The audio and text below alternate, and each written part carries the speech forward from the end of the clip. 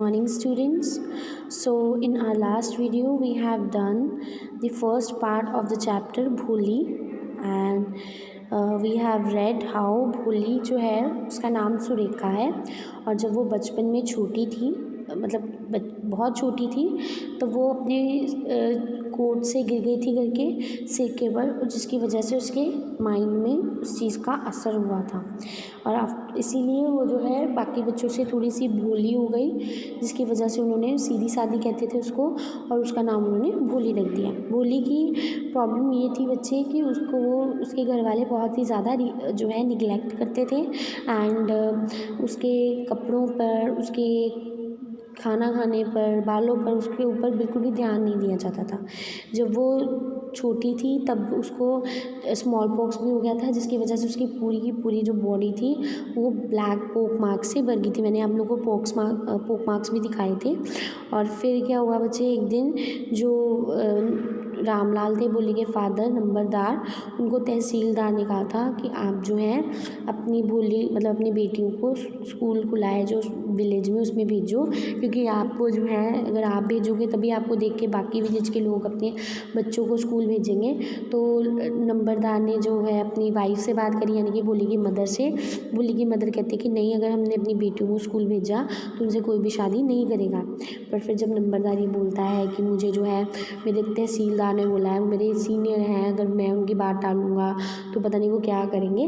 तो फिर उसकी मदर उनको जो है ये आइडिया देती है कि भोली तो वैसे भी सीधी है, उसकी शादी तो होगी नहीं कभी, तो हम जो है भोली को भेज देते हैं। वैसे भी फिर भोली के जो टीचर है उसकी स्कूल की टीचर, उनका वो बोझ वो उनका बन जाएगी, हमें भी उसकी ज़्यादा परवाह करने की ज़रूरत और नहीं पड़ेगी। तो उन्होंने उसको स्कूल भेज दिया, तैयार वगैरह करके अच्छे कपड़े पहना कर उसको स्कूल भेज दिया। स्कूल में जो है जब उससे पूछा कि उसका नाम क्या है, तो क्योंकि वो स्टैमर भी करती थी भोली, उसको उसे रुक रुक के बोलने की आदत थी। तो जब उसने भोली पे वो अटक गई तो सारे बच्चों ने उसका मजाक उड़ाया, जिस पे भोली रोने लग गई बहुत ज़्यादा। रोने के बाद जो है बेल बजी, सभी बच्चे चले गए। उसकी टीचर ने उसको बोला कि आप मुझे अपना नाम बताओ। तो उसने धीरे धीरे धीरे कोशिश की, उसकी टीचर ने उसे इनकरेज किया कि नहीं, you can say it, I know you can say it. और फाइनली उसने अपना नाम बोल दिया। तो उसकी टीचर ने उसे शाबाशी दी कि बेटा आपने बहुत अच्छा किया, आपको ऐसे ही बोलना चाहिए अपने नेम, और धीरे धीरे अगर आप सीखोगे ना तो आपको सारा कुछ आ जाएगा, आपकी ये प्रॉब्लम भी ठीक हो जाएगी और फिर आप पर कोई भी नहीं हंसेगा। तो इस बात पे भोली कहती कि सच में ऐसा होगा? कहती हाँ बिल्कुल सच में ऐसा ही होगा। फाइनली क्या हुआ बच्चे, फाइनली फिर उसकी जो टीचर थी वो उसे बोलती कि लेकिन इसके लिए आपको रोज़ स्कूल आना पड़ेगा, और वो उसे बुक्स देती हैं। वो कहती है कि इस बुक को रीड करो, अगर तुम इस बुक को रीड करोगी तो धीरे धीरे तुम्हें पिक्चर समझ में आएंगे और धीरे धीरे तुम सभी बच्चों से ज़्यादा पढ़ने वाली लड़की भी बन जाओगी। और उस टाइम पे भोली को फील हुआ कि अब जो उसकी लाइफ है उसको एक नई ज़िंदगी मिल गई है। यहाँ तक हमने पढ़ा था।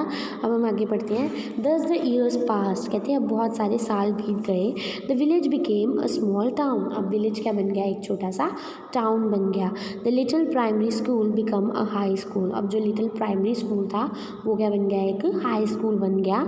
There were now a cinema under a tin shed and a cotton ginning mill, अब क्या था, टिन शेड के अंदर टीन की शेड बनाया था उन्होंने और उसके अंदर उन्होंने क्या किया, एक सिनेमा बना दिया, मतलब कि एक मूवी थिएटर बना दिया छोटा सा, एंड ए कॉटन गिनिंग मिल, और एक मिल भी बन गई जहाँ पर कॉटन बनता था। The mail train began to stop at the railway station, mail train जो थी वो भी उनके रेलवे स्टेशन पे रुकने लग गई। मतलब क्या हुआ बच्चे कि अब जो है लोग उनके विलेज को जाने लगे, धीरे धीरे उनका जो विलेज है वो एक छोटे से टाउन में बदलने लग गया। पहले जो है ट्रेन जो है वो बहुत छोटे छोटे स्टेशन पे नहीं रुकती ना, लेकिन अब उनका स्टेशन जो था वो छोटे स्टेशनों में ना आकर अब एक नेम का जब लोग जानने लगे तो वहाँ पर भी ट्रेनें रुकने लग गई। One night after dinner Ramlal said to his wife, एक दिन डिनर के बाद रामलाल ने अपनी बीवी को कहा, then shall I accept Bishambar's proposal, कहते हैं तुम्हें क्या लगता है, क्या मुझे बिशाम्बर की बात मान लेनी चाहिए, बिशाम्बर का प्रपोजल एक्सेप्ट कर लेना चाहिए। Yes certainly his wife said, कहता है हाँ बिल्कुल, उसकी वाइफ ने कहा। बोली will be lucky to get such a well to do bridegroom, कहती हाँ बोली वैसे भी कितनी किस्मत वाली है कि उसको इतना अमीर इतना अच्छा जो है दूल्हा मिलेगा। बिग शॉप, एक house of his own and I hear several thousand in the bank. ये तो उसकी इतनी बड़ी शॉप है, इतना बड़ा घर है उसका खुद का, और मैंने सुना है कि उसके बैंक में बहुत ज़्यादा पैसे भी हैं उसके पास, ठीक है। Moreover he is not asking for any dowry, और सबसे बड़ी बात ये है कि वो किसी भी तरह की डाउरी यानी कि दहेज नहीं मांग रहा। That's right but he is not so young. तो वो रामलाल क्या कहता है कि तुम्हारी सारी बातें ठीक है लेकिन वो इतना भी जवान नहीं है, ठीक है। You know almost the same age as I am. वो किस एज का है, मेरी एज इतना ही है। एंड ही ऑल्सो लिम्स, और वो थोड़ा सा लंगड़ा कर भी चलता है। Moreover the children from his first wife are quite grown up, और उसकी फर्स्ट वाइफ के जो बच्चे हैं वो बहुत ही ज़्यादा अभी भी बड़े हो चुके हैं, मतलब काफ़ी बड़े हैं, इतने छोटे बच्चे नहीं हैं उसके, ठीक है। So what does it matter. तो उसकी वाइफ कहती है कि फिर क्या क्या फ़र्क पड़ता है। हिज वाइफ रिप्लाइड 45 और 50 it is no great age for a man. कहता है कि 45 या 50 होगी उसकी एज, आदमियों की भी कोई उम्र होती है। We are lucky that is from another village. कहते हैं हम बहुत लकी हैं कि वो दूसरे गांव से है। And doesn't know about her pock marks and her lack of sense, और उसको जो है बोली के पोक मार्क्स के बारे में और उसकी समझ की कमी के बारे में नहीं पता। If we don't accept this proposal she may remain unmarried all her life. अगर हमने उसका ये प्रपोजल एक्सेप्ट नहीं किया तो पूरी ज़िंदगी उसकी कभी शादी नहीं होगी। Yes but I wonder what भूली विल से। कहते हैं कि मुझे, पर हाँ ठीक है तुम्हारी बात, लेकिन मुझे हैरानी हो रही है कि भूली क्या कहेगी। What will that pitiless one से, शी इज़ लाइक अ डम काउ। अब उसकी मदर क्या कहती है कि वो बुद्धिहीन क्या कहेगी, वो क्या है, एक गूंगी गाय की तरह है, उसके मुंह में ज़ुबान नहीं है। Maybe you are right. कहता कि हाँ तुम बिल्कुल ठीक कह रही हो मटर रामलाल कहता है। In the other corner of the courtyard, courtyard यानी कि जो बाहर का बरांडा होता है उसको हम कह रहे हैं। कोर्टयार्ड में क्या था, भोली ले अवेक ऑन हर कोट। तो जो भोली थी वो अपने कोट के ऊपर जो है लेटी हुई थी। Listening to her parents whispered conversation, और किसकी बात सुन रही थी, अपने पेरेंट्स की कॉन्वर्सेशन सुन रही थी। Vishambar Nath was a well to do grocer. Vishambar Nath जो था वो एक बहुत ही बड़ा ग्रॉसर था। मुझे कोट का मतलब होता है जो बिस्तरा नहीं बिछाते, मंजा सा बिछाते हैं गाँव के लोग, वो, ठीक है। और शायद भोली भी उसी कोट से गिर गई थी जब वो बहुत छोटी थी। तो विशांबर नाथ जो था वो एक बहुत ही वेल टू डू ग्रॉसर था। He came with a big party of friends and relations with him for the wedding. तो क्या हुआ कि वो जो है बहुत बड़ी बारात के साथ अपने फ्रेंड्स और रिलेटिव्स की शादी के लिए आया। A brass band playing a popular tune for an Indian film had the procession. एक ब्रास बैंड जो था, मतलब उसके आगे बैंड बाजे वाले थे, जो कि बहुत ही एक हिट मूवी, हिंदी मूवी जो थी उसके गाने बजा रहा था। वो बिल्कुल सामने उनकी जो बारात थी उसके बिल्कुल आगे चल रहे थे।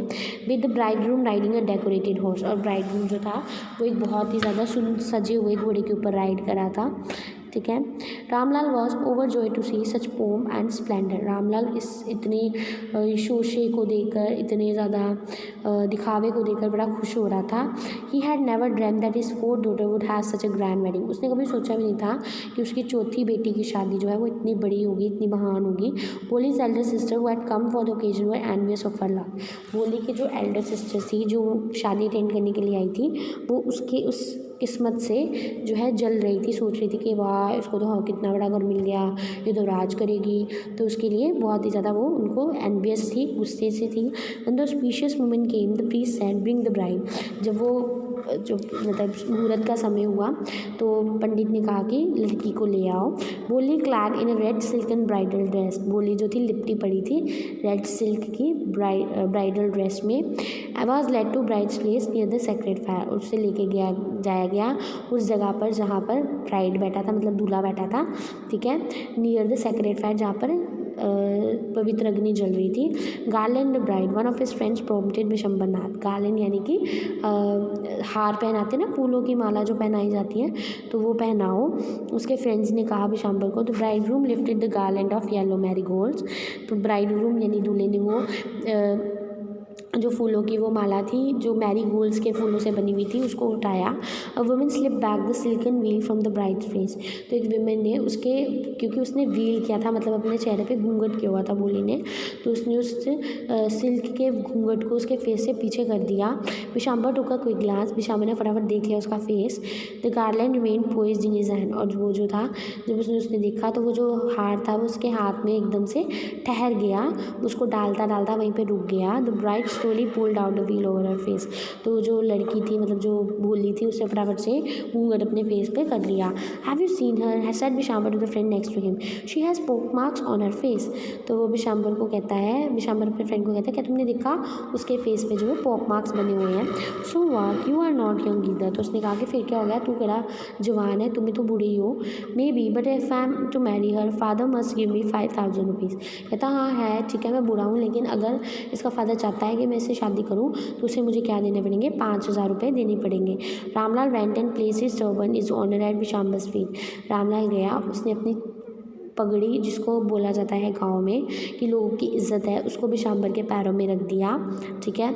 Do not humiliate me so, take 2000 rupees. कहता कि प्लीज़ मेरी बेइज्जती मत कीजिए, 2000 रुपये ले लीजिए।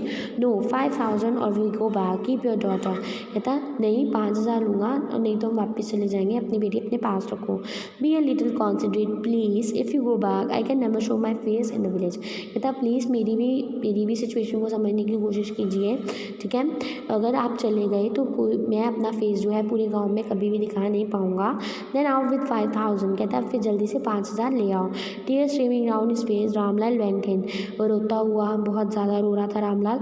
अंदर गया, open the safe and counted out the notes. Safe खोला, तिजोरी खोली और 5000 रुपये गिने। He place the bundle at the bride rooms feet. और उसने पैसे लाकर उस दूल्हे के पैरों में रख दिए। On Bishambar's giddy face appeared a triumphant smile। Bishambar के लालची उस फेस के ऊपर एक बहुत ही जीत वाली स्माइल जो थी वो आ गई। He had gambled and won. उसने जुआ खेला था और वो जीत गया था। Give me the garland he announced. कहता वरमाला मुझे दो, उसने कहा। Once again the veil was slip back from the bride's field. और एक बार फिर से जो लड़की थी उसके चेहरे से घूंघट हटा। But this time her eyes were not downcast. But इस समय वो नीचे नहीं देख रही थी। मतलब पहले जब उसके फेस से घूंघट उठा था तो वो नीचे देख रही थी, लेकिन अब वो नीचे नहीं देख रही थी। She was looking up, looking straight at her prospective husband. In her eyes there was neither anger nor hate, only cold contempt। तो वो जो है सीधा ऊपर देख रही थी, सीधा उस पर्सन की आंखों में जिसको उसका हस्बैंड कहा जा रहा था उसकी आंखों में घूर घूर के देख रही थी। ना ही तो उसकी आंखों में गुस्सा था और ना ही उसकी आंखों में जो था हेट थी, मतलब हेट मतलब कि नफ़रत थी, बल्कि उसकी आंख बिल्कुल कोल्ड थी, इमोशनलेस थी और उसे घूर रही थी।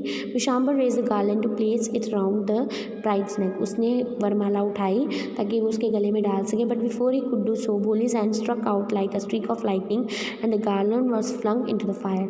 तो भोली का हाथ एकदम एक लाइटनिंग जैसे बिजली आती है एकदम से, वैसे उसका हाथ आया और उसने गार्लैंड को धक्का पीछे किया और गार्लैंड जो था वो आग में जाकर गिर गया। She got up and through away the wheel. वो उठी और उसने अपना घूंघट उठा के फेंक दिया। पिताजी सेड भोली ने क्लियर लाउड वॉइस। वो बोलती है पिताजी, बहुत ही ऊंची और बहुत ही साफ आवाज़ में, उसको एक बार भी रुकी नहीं थी। And a father, mother, sister, brother, relation and neighbours were startled to hear her speak without even the slightest tremor. तो जितने भी लोग जो उसके फादर थे, मदर थे, उसके रिलेटिव्स थे, तो सारे बड़े हैरान हुए देख के कि उसने एक बार भी वो रुकी नहीं। पिताजी take back your money, I am not going to marry this man. तो क्या कहती है कि पिताजी अब अपने पैसे ले लो, मैं इस आदमी से शादी नहीं करूँगी। Ramlal was thunderstruck. रामलाल को ऐसा लग रहा था कि उस पर बिजली जैसे गिर गई हो। The guest began to whisper so shameless, so ugly and so shameless. तो वो गेस्ट थे उन्होंने विस्पर करना शुरू कर दिया, अरे ये तो बड़ी बेशरम है, कितनी गंदी दिखती है, कितनी बेशरम है। बोली are you crazy, shouted Ramlal, you want to discourage your family, have you regard for our izzat. तो वो क्या कहते हैं कि बोली क्या तुम पागल हो। रामलाल चिल्लाता है क्या तुम हमारी फैमिली की बेइज्जती करना चाहती हो, हमारी नाम मिट्टी में मिलाना चाहती हो, क्या तुम्हें हमारी इज्जत की कोई परवाह नहीं। For the sake of your izzat said Bholi, I was willing to marry this lame old man. कहती है आपकी इज्जत के लिए तो मैं इस आदमी से, इस बेकार इंसान से शादी करने के लिए रेडी हुई थी, but I will not have such a mean greedy and contemptible coward as my husband. कहती लेकिन अब जो मैं इस मीन मतलब इस मतलब जो होता है ना बंदा बहुत बुरा हो, मीन हो, उस बंदे से, इस ग्रीडी मैन से और इस कॉवर्ड से, इस डरपोक से मैं शादी नहीं करूँगी। आई वॉन्ट और वो नेक्स्ट कहते हैं कि मैं नहीं करूँगी। नहीं करूँगी और कभी भी नहीं करूँगी। What a shameless girl, we all thought she was harmless dumb cow. अब लोग भी बोलना शुरू कर देते कितनी बेशर्म लड़की है, हमें लोग लगा था इसके मुंह में ज़ुबान ही नहीं है। बोली turn violently on the old woman, जो उस ओल्ड वुमन ने ये बोला था, बोली एकदम से वायलेंटली गुस्से में उसकी तरफ मुड़ी और बोली yes aunty you are right. कहती हाँ आंटी आप बिल्कुल सही कह रहे हो। You all thought I was a dumb driven cow, आपको सबको लगता था कि मैं क्या हूँ, एक गूंगी और ड्राइवन, यानी कि जिसको जैसा मर्जी जिधर मर्जी मोड़ो उधर वैसी वो चली जाएगी, ऐसी एक गाय हूँ। That's why you wanted to hand me over to this heartless creature, इसीलिए आप मेरी शादी एक ऐसे इंसान से करना चाहते थे जिसमें दिल ही नहीं है। But the now the dumb cow the stumbling fool speaking, but वो जो गूंगी गाय थी, वो जो रुक रुक के बात करने वाली बेवकूफ़ लड़की थी, अब वो बोल रही है। Do you want to hear more, क्या आप और सुनना चाहते हो? Vishambar Nath the grocer started to go back with this party, the confuse batsman thought this was the end of the ceremony and stuck up a closing song. विशाम्बर नाथ जो था वो अपनी पार्टी के साथ, अपनी बारात के साथ वापस जाने की तैयारियां करने लगा। जो कन्फ्यूज़ थे, मतलब जो बैंड वाले कन्फ्यूज़ थे, जिनको नहीं पता था क्या हुआ अंदर, वो उनको लगा कि होगी शादी, तो उन्होंने लास्ट में जो विदाई वाला गाना होता है वो बजाना शुरू कर दिया। Ramlal stood rooted to the ground and his head bowed low with the weight of grief and shame। Ramlal जो था जिस जगह पे खड़ा था उसी जगह पर खड़ा हुआ था, रूटेड हो गया था, मतलब वो जम गया था उस जगह पे। एंड उसका जो सिर था वो झुका हुआ था, और झुका किससे हुआ था, एक तो उसे बहुत दुख था और बहुत ज़्यादा शर्म महसूस हो रही थी कि उसने अपनी बेटी की शादी एक ऐसे पर्सन के साथ करने की कोशिश की। The flames of the sacred fire slowly died down, कहते जो फ्लेम्स थी उस सेक्रेट फायर की वो धीरे धीरे ठंडी हो रही थी। एवरी वन वॉज गोइंग, हर कोई जा चुका था। Ramlal turn to Bholi and said but what about you, no one will ever marry you now, what shall we do with you. कहता है पर तुम्हारा क्या, अब कोई भी तुमसे शादी नहीं करना चाहेगा, हम क्या करेंगे फिर तुम्हारा। And Sulekha said in a voice that was काम एंड स्टडी, तो सुलेखा ने बड़ी काम और बड़ी स्टडी वॉइस में कहा जैसे कि उसको अपने ऊपर बिल्कुल भी डाउट नहीं है, बड़े आराम से कहा डोंट यू वरी, कहती है आप चिंता मत कीजिए पिताजी, in your old age I will serve you and mother and I will teach in the same school where I learn so much. कहती है आपकी जब बूढ़े हो जाओगे तो मैं आप लोगों की सेवा करूँगी और उसी स्कूल में पढ़ाऊँगी जिसने मुझे इतना कुछ सिखाया। आई इज़न्ट दैट राइट मैम, और फिर वो कहती है कि नहीं सही कह रही हो ना मैम। मैम यानी कि वही टीचर जिसने कितने साल पहले इसको बोला था कि एक दिन तुम बुक्स पढ़ोगी और अपने लिए खुद आवाज़ उठा पाओगी और फिर तुम्हारा कोई भी मजाक नहीं उड़ाएगा। The teacher had all along stood in a corner watching the drama, वो टीचर भी उसी जगह पर मौजूद थी, कॉर्नर में खड़ी थी और सारा ड्रामा देख रही थी। यस बोली ऑफ कोर्स, कहती हाँ बोली बिल्कुल सही कहा। शी रिप्लाइड, उसने कहा and in her smiling eyes was a light of a deep satisfaction, उसकी स्माइलिंग आइज में एक डीप सेटिस्फैक्शन थी, मतलब उसको संतुष्टि थी। That an artist feel when contemplating the completion of A masterpiece, जो एक आर्टिस्ट फील करता है अपने एक मास्टरपीस के पूरा होने पर, मतलब उसने अपना जो टाइम, जो एनर्जी, जो कुछ भी उसने भोली को दिया उसे आज लग रहा था कि वो पूरा हुआ। भोली जो है वो वाकई एक बहुत ही अच्छी स्टूडेंट बन गई और बहुत ही अच्छी इंसान बनी जिसने अपने लिए आवाज़ उठाना फाइनली सीख लिया। तो बच्चे इसमें विमेन एम्पावरमेंट दिखाई गई है। देखो अब जो भोली है वो सुलेखा से भोली बन गई जब वो कोर्ट से गिरी है ना, और फिर उसको एक टीचर मिली जिसने उसे गाइड किया, उसको सही रास्ते दिखाया, क्योंकि उसके पेरेंट्स उसको रास्ता दिखाना भी नहीं चाहते थे, ठीक है। और वो फिर से फाइनली उसने अपने आप को भोली से सुलेखा बना लिया, ठीक है।